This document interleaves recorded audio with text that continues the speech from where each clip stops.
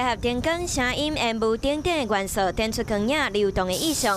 台南咸水月灯港灯节精彩作品，吸引真侪游客来遮欣赏。展示的作品也高达80几组件，所以现阶段我们除了将所有的灯区做了重新的一个整备，所以我相信连续假期的4天。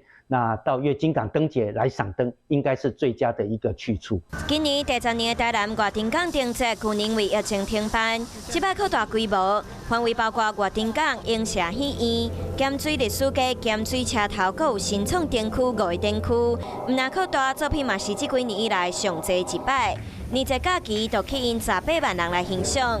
讲到咸水，阁有另外一个重头戏。来到炮城，当然有蜂仔炮，大家拢穿真侪围伫边啊，元宵节的咸水蜂仔炮，今年减少规模，取消绕境活动。没有绕境，改为定点释放，但是人潮，我们希望说还是要进行一些人流的管制。虽然伫疫情期间举办活动有真侪限制，不过相关单位也是尽上大的打拼，维持地方的传统，达到双赢的局面。我是陈雅玲，想要跟我一起从零掌握天下事吗？赶紧按下华视新闻 YouTube 频道的订阅按钮，开启小铃铛，跟我一起探讨公共议题，给您最专业的华视新闻。